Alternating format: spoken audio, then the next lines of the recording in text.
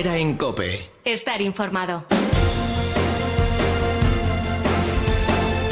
Don Pablo Casado, muy buenos días. Buenos días, don Carlos. Celebro saludarle en esta mañana y pasar directamente a la leña. ¿A usted le gusta que se modernice la reforma laboral, la legislación laboral en realidad, que se derogue la reforma que se puso en marcha a partir de 2011? ¿Quién cree que va a ganar el duelo? ¿Nadia Calviño, Yolanda Díaz? No sé quién lo van a ganar, pero sí que sé quién lo va a perder. Van a ser los parados españoles, porque esta reforma laboral permitió crear 3 millones de empleos y ahora ha permitido, por ejemplo, la red de seguridad de los ERTE. Por tanto, no estamos hablando de una ley de estas que solo entendemos los periodistas y los políticos. Estamos hablando del día a día de millones de familias que no llegan a fin de mes. Según ha dicho Cáritas, ya hay 6 millones de españoles que están en riesgo de pobreza. Por tanto, esto no es una broma. Antes decías en el editorial que ha durado Pedro Sánchez 2 años en incumplir su promesa, pero yo tengo que recordar que hace 10 días, en un congreso federal, el 40 Congreso, en el que se abrazó con Felipe y se abrazó con José Luis Rodríguez Zapatero, solo prometió 3 cosas, lo cual ya es algo curioso con la que está cayendo en España.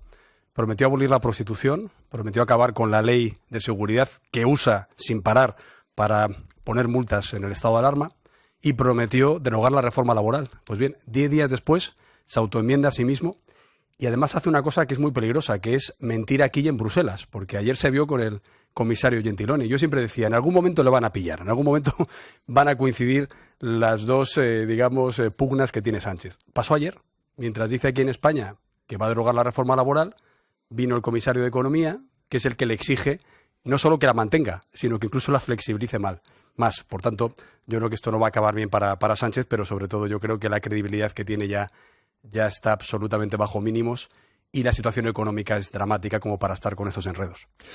La otra cuestión que mantiene, enfrentado, con una cierta olor al azufre de la crisis al gobierno de España. Una ministra de España dice que el Supremo prevarica. ¿Usted cree que eso es grave? Bueno, entra dentro de la palabrería de la política o hay que tomar algún tipo de medida contra ella. En cualquier país serio del mundo, cuando un juez condena a un político, el político dimite. En la España de Sánchez, cuando un juez condena a un político de Podemos, el que tiene que dimitir es el juez. Bueno, pues esto no es serio.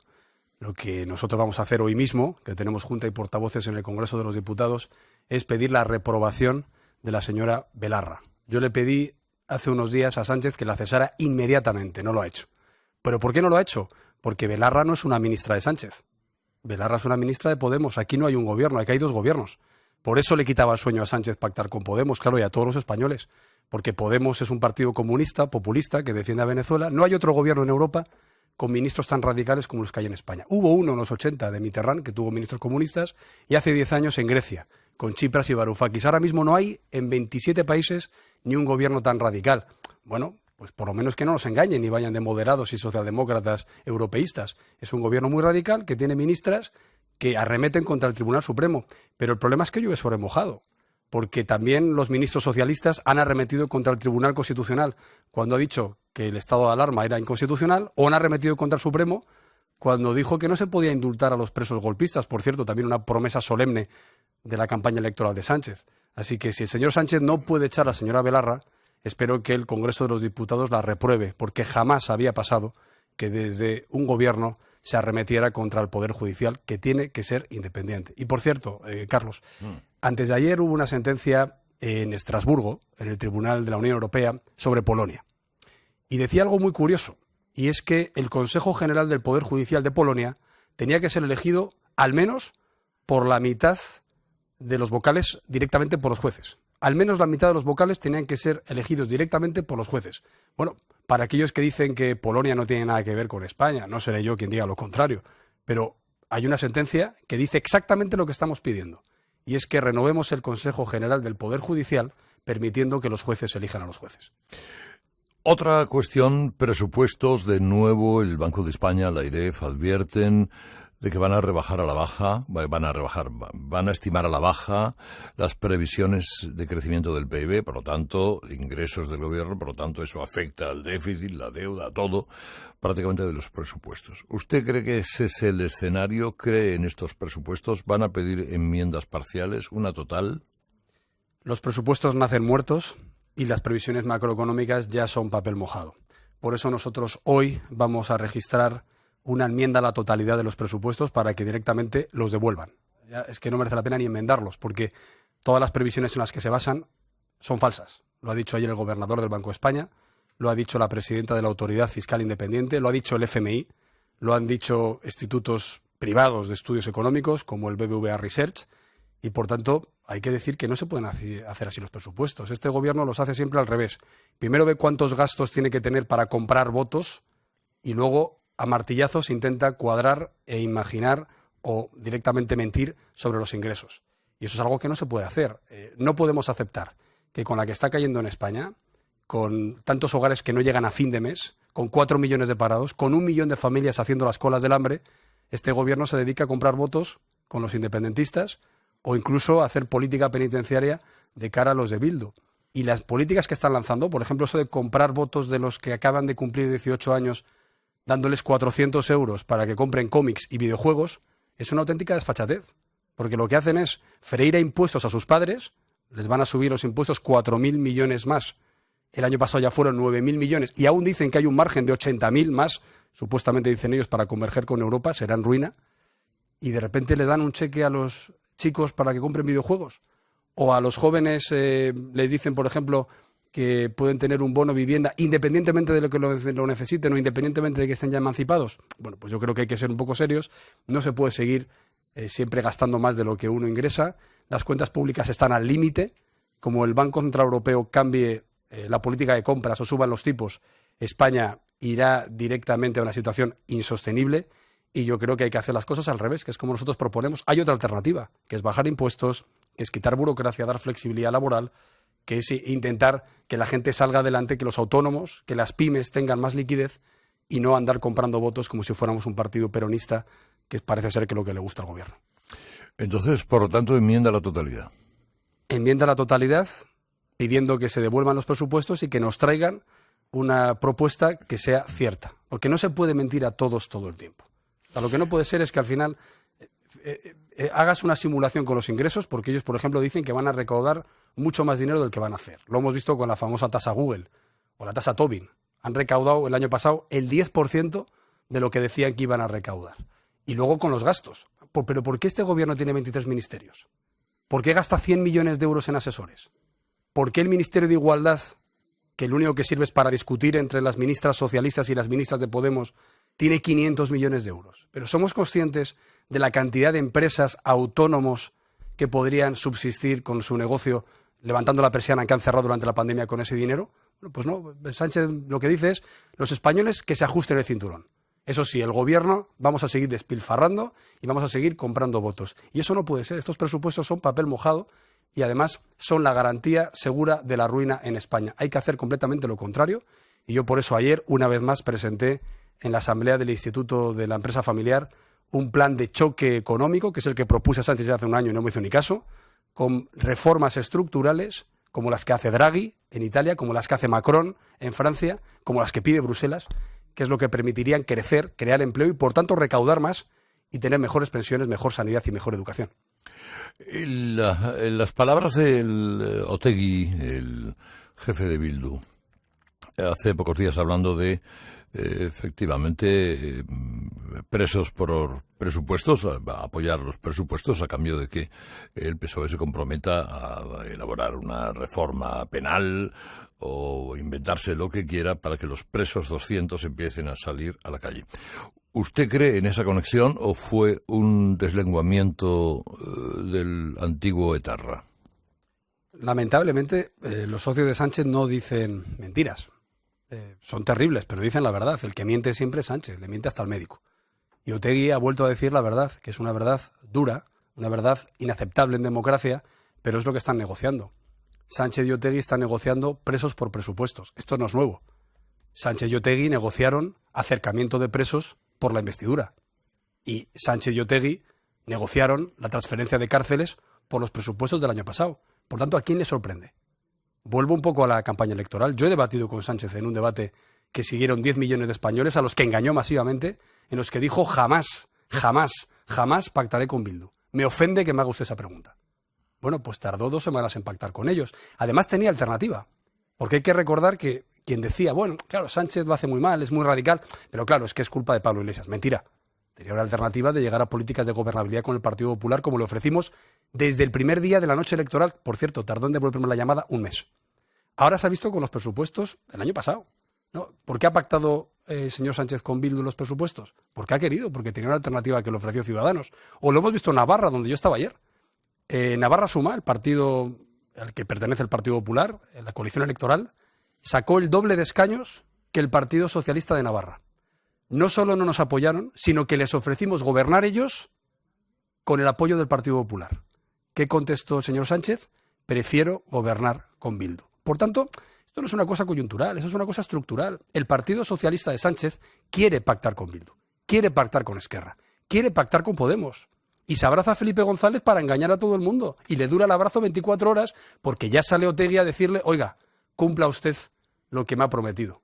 Ya ha acercado los presos, ahora vamos a hacer que la reforma penal que hizo el PP de cumplimiento íntegro de las penas pase a mejor vida. Por eso yo siempre digo que a los etarras ni un solo beneficio penitenciario. Nosotros vamos a registrar una proposición de ley en el Parlamento para 3 cuestiones fundamentales. La primera, no hay ni un beneficio penitenciario más a los etarras si no se arrepienten y colaboran a esclarecer 300 asesinatos que siguen impunes. Segundo, se acabó los ongi etorris, los homenajes a asesinos.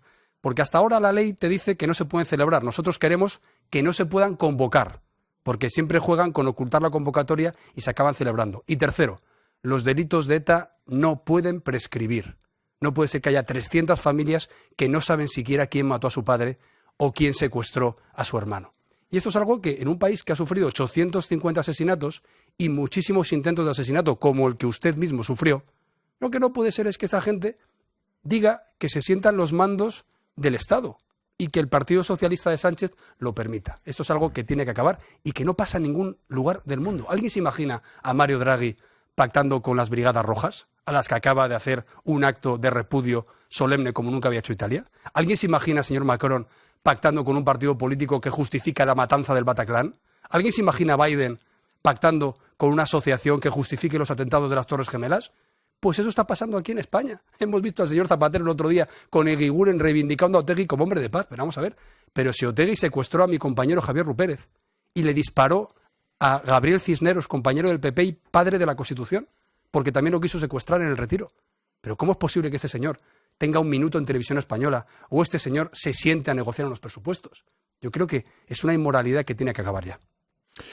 En cambio, ustedes llegaron a acuerdos con el Partido Socialista para la renovación de algunos cargos. Le han censurado mucho, por ejemplo, que hayan dejado caer a la señora Mariscal de Gante en el Tribunal de Cuentas, que ha sido el látigo de, bueno, la resistencia más severa a que se utilicen fondos públicos para pagar fianzas de los líderes catalanes culpados de malversación. Todos los consejeros que habían sido propuestos hace ya 11 años por el Partido Popular hicieron una labor estupenda, pero yo pensaba que cuando hablamos de regeneración institucional es bueno que los mandatos sean de un solo turno. Esto es lo que pasa en el Tribunal Constitucional, en el Consejo General del Poder Judicial, y pensábamos también que sería bueno para el Tribunal de Cuentas. Un mandato de 9 años, en este caso prorrogado, es suficiente. Un mandato de 18 o 27 años, como hubiera supuesto prorrogar a alguno de los consejeros, creo que sería excesivo. Por tanto, estamos muy satisfechos con la labor que han hecho todos los consejeros propuestos en su día por el Partido Popular, pero pensábamos que había que proponer a unas nuevas personas que también harán una labor extraordinaria. En este caso, nosotros hemos cumplido esa labor de regeneración y además con perfiles de intachable competencia, entre ellos el propio fiscal jefe del Tribunal de Cuentas, que también estuvo instruyendo estos casos, que se van a seguir instruyendo y que se van a seguir, por supuesto, investigando para hacer justicia y para que no haya ninguna impunidad en aquellos que han dado un golpe a la legalidad. En el resto de órganos jurisdiccionales, en este caso, como el Tribunal Constitucional, porque el Tribunal Constitucional no forma parte del Poder Judicial, es el órgano que interpreta la Constitución y, por tanto, lo que decíamos es, aunque no lo tienen que elegir los jueces, porque no es parte del Poder Judicial, queremos que también se haga con perfiles de reconocido prestigio y que vayan a seguir esa posición clara de que se tiene que cumplir la Constitución, algo que, por cierto, al Gobierno no le gusta. Eso mismo que hemos hecho me gustaría hacerlo con el Consejo General del Poder Judicial. Nosotros pensamos que son los jueces los que tienen que elegir a 12 de los 20 vocales, tal y como dice la Constitución, tal y como han reclamado miles de jueces en Bruselas, tal y como pide la Unión Europea, ya he dicho anteriormente, y tal y como Sánchez, una vez más, prometió solemnemente en campaña y en una de sus investiduras, la del 2016, que no salió adelante. Pero de los 10 puntos que llevó al Congreso de los Diputados, uno era cambiar la elección de los vocales del Consejo General del Poder Judicial. ¿Por qué yo tengo que cambiar mis principios, lo que pide Europa y lo que pide la Constitución, porque Sánchez incumpla de nuevo su palabra? Por tanto, ¿quién bloquea aquí? Bloquea a Sánchez. ¿Estamos obligados a renovarlo? Sí. Entre los partidos que sumamos 3/5, es decir, PSOE y PP, sí. Pero dentro de ese acuerdo constitucional tenemos que dejar que los jueces elijan la mayoría de esos 12 vocales de los 20. Y yo creo que es incomprensible que Sánchez se niegue. Vamos a ver, las cosas con la señora Ayuso, ¿cómo están? Pues muy bien, como han estado siempre. La verdad es que está haciendo una labor extraordinaria en la Comunidad de Madrid, en circunstancias muy complejas, porque es una obsesión la que tiene Sánchez con Madrid, tremenda, con el Ayuntamiento y con la Comunidad, y se ha visto en los últimos presupuestos, o proyectos de presupuestos, veremos en qué quedan, que invierten donde creen que los partidos nacionalistas les pueden dar votos, invierten donde sus compañeros del Partido Socialista tienen que revalidar o van a intentar revalidar el gobierno y, sin embargo, atacan sistemáticamente donde gobierna el Partido Popular, sea la Comunidad de Madrid, sea Galicia, sea Castilla y León, sea Andalucía, sea la región de Murcia. Y yo lo que digo es que si España es un país que consagra la libertad y la igualdad de sus ciudadanos, ¿por qué se puede andar colocando el dinero como si fuera el Monopoly en una comunidad autónoma dependiendo de quién gobierna? Yo por eso lo que pido son políticas responsables y además las que está haciendo el Partido Popular. Que cuando la gente dice, ¿qué vais a hacer cuando ganéis las elecciones y por fin haya un cambio de gobierno? Bueno, pues lo que hemos propuesto en cuanto a las reformas económicas, educativas, en materia de pensiones, en materia de prestigio internacional, en materia de reforzamiento institucional, de independencia judicial, y también es un buen termómetro lo que estamos haciendo en los ayuntamientos y comunidades autónomas donde ya estamos gobernando. Allí se bajan impuestos, allí se garantiza la libertad educativa, la libertad de elección de hospital, allí nadie le pregunta de dónde vienes, sino que sirves a tus ciudadanos porque para eso te pagan el sueldo, y yo por eso estoy muy satisfecho de la labor de todos mis compañeros. Ayer la última encuesta de Sigma 2 para el Mundo le sitúa algo más de 3 puntos por encima del PSOE, 30 escaños más. ¿Las que tiene usted son coincidentes?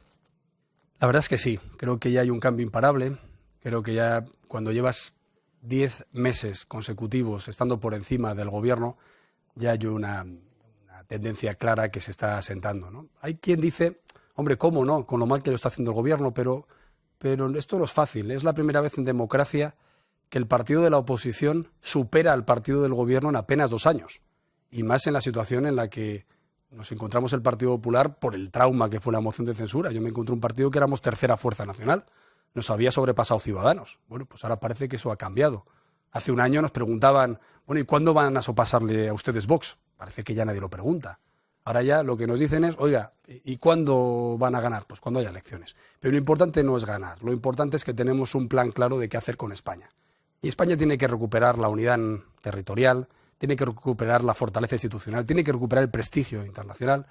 Hay que dar tranquilidad a los mayores, haciendo una reforma de las pensiones que permita su sostenibilidad. Hay que dar un futuro a los jóvenes, haciendo una reforma educativa de verdad, no esta tontería de las matemáticas con perspectiva de género, o dejando a los chavales pasar de curso con 4 asignaturas suspensas. Hay que permitir que la sanidad funcione, que nuestros médicos y enfermeras que nos han salvado en el COVID tengan medios y no estén abandonados. Hay que permitir que los autónomos levanten la persiana, que no siga habiendo parados, porque hay que hacer políticas de competitividad para salir adelante. Y eso podemos hacerlo. Hay temas muy urgentes. La luz. Hoy es el martes en el que más cara va a estar de la historia. Nosotros tenemos una propuesta, pero ya, para mañana mismo, para bajar un 20% la factura, que es utilizar los derechos de CO2 para bajar el coste, sacar los costes no energéticos de la factura, que llegan a ser hasta el 50% de lo que se paga, y bajar los impuestos, como en Europa. En Europa han permitido bajar el IVA de la electricidad al superreducido. Aquí, ¿por qué no lo hacen? Y nos lo bajan al reducido del 10% como si fuera una gran cosa. El tema de la vivienda, Carlos. hoy se va a aprobar en el Consejo de Ministros, dicen la primera ley de vivienda de la democracia. Mentira, es la sexta. Pero es que es muy mala, porque resulta que incentivan la demanda de pisos pagando bonos a los jóvenes, por cierto, a los que les van a empezar a votar, y luego limitan la oferta. Es decir, a los propietarios les dicen en cuánto dinero tienen que poner el piso en alquiler. Es decir, que no los van a poner en alquiler. Claro, cuando tú cebas la demanda y limitas la oferta, no hay que ser macroeconomista para saber que van a subir los precios. Por tanto, hacen una reforma para encarecer el precio de la vivienda. Y venden como si fuera la panacea 200 millones de euros en ayudas a la vivienda cuando el PP puso 3.000 millones de euros encima de la mesa. Pero claro, no lineales, sino condicionados a que el joven se emancipara, a que la familia tuviera algún riesgo de vulnerabilidad. No esto de, oye, voy a dar dinero aquí para que me vote todo el mundo. Y eso que está pasando es muy grave, porque ayer yo hablaba con empresarios en este congreso de la empresa familiar y me decían que están muy, muy, muy preocupados, porque el invierno, si es frío, puede haber hasta problemas de suministro de gas. Y no hay ninguna planificación por parte del gobierno. Y como haya problemas de gas, cerrarán industrias. Y tendremos ya un problema de inflación que, aunque el gobierno diga que es temporal, se empieza a ver que puede ser estructural. Y la inflación es el impuesto a los pobres. La inflación es el impuesto que, sin darte cuenta, hace que pierdas tus ahorros y hace que vayas al supermercado y tengas que comprar la mitad de cosas. Y esto no es justo. Estuvo en Cataluña en una reunión que organiza el Civet de Jabalí, este famoso que organiza Luis Conde, mi primo Luis Conde, y allí, en fin, siempre acuden muchos representantes de la sociedad catalana, el gobierno. Pero, ¿qué impresión se trajo? Porque allí estaban también algunos de los indultados por el gobierno por haber dado un golpe de Estado. Pues la verdad es que no les vi, y estos eran 400 personas. Yo siempre digo que yo intento ir donde se me invita, y a las bodas no pides el listado de asistentes. Y esto pues eran muchas personas. Yo estuve con empresarios, estuve con compañeros del Partido Popular, también había gente del PSC, de Ciudadanos, y creo que mi posición sobre Cataluña ha sido muy clara. De hecho, ha sido muy criticada por los nacionalistas en Cataluña. Creo que en Cataluña hay que tener un plan claro de que hay que reforzar el Estado. Hay que acabar con el adoctrinamiento en las escuelas, hay que acabar con la propaganda en los medios de comunicación públicos, hay que acabar con la acción exterior, con el Diplocat, y hay que volver a meter en el Código Penal la convocatoria de referéndum ilegal, que se nos olvida. Pero gracias a ella paramos el plan Ibarretxe. Y por no tenerla, el plan Puigdemont siguió adelante. Y yo creo que también hay que hacer una cosa clara, que es meter un nuevo delito de rebelión sin violencia, la rebelión impropia, que es lo que hace que nos equiparemos a otros países europeos que lo llaman alta traición. Y así no tendremos que estar por toda Europa diciendo que venga Puigdemont. Porque en Europa esto de la sedición, bueno, pues sedición también es cercar una central nuclear. Sedición también es paralizar un aeropuerto. Pero la rebelión es dar un golpe a la legalidad constitucional de un país. Por eso creo que hay que hacerlo. Y en el otro lado, porque no todo es fortalecimiento institucional, también es prosperidad. Cataluña va mal por culpa de los nacionalistas. Y yo sí que planteo una bajada de impuestos y una mejor financiación, y que haya mejores infraestructuras, y que el Prat se pueda ampliar, que los nacionalistas y los de Podemos no quieren, y que haya en definitiva una Barcelona y una Cataluña como la que hubo en los 90, que admiraba a toda España y admiraba a todo el mundo, y que por culpa del nacionalismo se la han cargado. Por tanto, claro que el PP tiene un plan para Cataluña, de prosperidad, pero también de libertad y de legalidad. Y estoy seguro que cuando lleguemos al gobierno de España es cuando recuperaremos nuestra base electoral en Cataluña. Siempre ha pasado. Cuando el PP ha gobernado en España, hemos tenido muy buenos resultados en País Vasco, en Navarra y en Cataluña.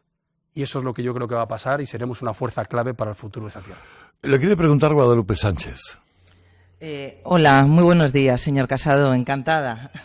Mire, Buenos días. Buenos días. Ha comentado usted a Carlos, cuando le ha preguntado por la salida de Mariscal de Gante, que todos los nombres que han entrado, tras salir los que ya estaban, pues son juristas, personas de reconocida competencia.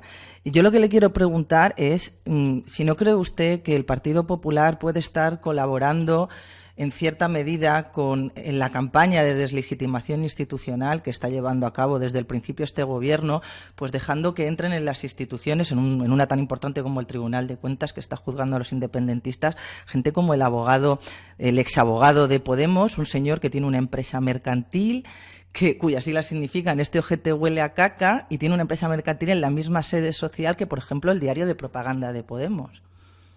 Bueno, y uno de ellos que ha sido muy criticado lo propuso Izquierda Unida como vocal del Consejo General del Poder Judicial hace aproximadamente 20 años y nadie acusaba a Felipe González o a Aznar o a Rajoy o a Rubalcaba de politización. O sea, esto de las renovaciones institucionales, como en todos los países del mundo, tiene que tener unos criterios objetivos. En Estados Unidos, a los jueces del Supremo los elige a dedo el presidente de Estados Unidos. En el Reino Unido, por ejemplo, al órgano, digamos, que hace lo mismo que en España, es directamente el ministro de Justicia y, por tanto, es el Ejecutivo. En Alemania hay una mezcla entre la elección del gobierno y la elección de los parlamentos de los estados, de los Länder. Es decir, es el PP el que ha dicho que en España nos gusta más un modelo, que es un modelo, por cierto, que lleva varios años en países como Francia, como Portugal, como Italia y como España, y que últimamente están acogiendo todos los países que se han incorporado recientemente a la Unión Europea, que es el modelo del Consejo General del Poder Judicial. Por tanto, somos nosotros los que nos estamos imponiendo ese deber de imparcialidad, de independencia y de reforzamiento institucional. Pero, claro, el otro partido que tiene que configurar la mayoría es el que propone, como ha hecho durante los últimos años, a sus vocales, en los cuales ya hemos dicho que nosotros tenemos un criterio muy claro y son los parámetros. Por ejemplo, en el último intento de renovación, ¿qué dijimos? Pues no pueden entrar jueces por el turno de juristas. Eso es objetivo. O, por ejemplo, no pueden entrar políticos que estén en ejercicio. Eso es objetivo. Últimamente, ¿qué hemos dicho? Ya mucho más allá. No pueden entrar ni siquiera expolíticos, porque hasta ahora podían entrar un ministro siempre y cuando hubiera dejado de serlo hace 10 años. Bueno, pues tampoco van a entrar expolíticos. Ahora ya, claro, ponerme a analizar las sentencias que haya hecho un juez o lo que haya hecho un abogado en su empresa mercantil es algo que entraríamos en un cruce de vetos en los que, si no hay un parámetro objetivo, sería imposible hacer la renovación. Por eso yo insisto, por mucho que se diga, hemos sido más escrupulosos que nunca en el reforzamiento de la independencia judicial y, en este caso, de los órganos jurisdiccionales, de reforzamiento institucional, y es lo que yo pido hacer en el Consejo General del Poder Judicial, que lleva 2 años en funciones, esperando al que el señor Sánchez le dé por cumplir su palabra, lo cual ya es algo tremendamente insólito. Me queda tiempo para una y se la cedo a Antonio R. Naranjo. Hola, buenos días, señor Casado. Es muy sencillo. Mire, yo tengo la sensación, y supongo que muchos oyentes, de que hay como 2 discursos en Europa. Uno interno, en el que parece que todo el mundo se horroriza por las decisiones, las alianzas y las propuestas de Pedro Sánchez, pero otro externo, en el que al final todo termina apoyándolo. ¿Cómo cree que va a acabar la historia de la relación de este gobierno con Bruselas? Yo creo que más que dos formas de verlo, hay 2 caras de Sánchez. En Bruselas dice, voy a hacer una reforma laboral, una reforma educativa, una reforma energética y una reforma de pensiones. Y vaya si las hace. Pero las hace en la dirección contraria de lo que le pide Europa. Entonces yo es cuando lo digo. Llega un momento en el que le van a pillar. Claro, por ahora, pues bueno, va al cine con una persona y luego se va con otra. Llega un momento en el que van a coincidir en el cine. Y van a decir, bueno, a ver, presénteme la reforma laboral. Oiga, si usted ha hecho una reforma laboral, sí, pero en dirección contraria a lo que me ha prometido. La reforma educativa es paradigmática. O sea, Europa lleva diciendo 3 años que en España tienen que acabar las disparidades territoriales, que tiene que ser más competitivo el sistema, y va Sánchez y hace una reforma educativa absolutamente en contra de lo que pide Europa. Las pensiones es lo mismo. Ya voy a decir también aquí una cosa muy clara en el tema de las pensiones. Esta semana anunciamos que el Partido Popular va a apoyar que las pensiones crezcan, aunque no sea todo el IPC, como ha prometido el gobierno, que está en el 4% de la inflación, que suba ese 2%. Ahora bien, vamos a exigir, con enmiendas, que se recuperen los complementos a las pensiones de las madres trabajadoras que este gobierno tan feminista se ha cargado. Y que se recupere, por ejemplo, la fiscalidad positiva al ahorro que este gobierno tan progresista se ha cargado. O que, por ejemplo, se recupere el factor de sostenibilidad, porque lo que estamos viendo es que los jóvenes van a pagar los platos de este gobierno derrochador. Mis hijos, como decía el documento del 2050 y decía la señora Calviño, van a pagar hasta el 2058 la deuda que ahora estamos adquiriendo por gestionar mal. Y eso es absolutamente inadmisible. Por tanto, hay que ser responsables. Si el PP, por ejemplo, con las pensiones, subió de media un 16% cuando gobernó las pensiones, incluso diciendo que el índice de revalorización podía ser pequeñito, ¿no es eso más sensato y más sincero con la gente que hacer como Zapatero? ¿Que las indexó a la inflación y luego las dejó congeladas? Pues yo creo que hay que hablar a la gente como adultos y hay que ser sincero, hay que dejar de mentir. ¿Por qué en política se permite la mentira?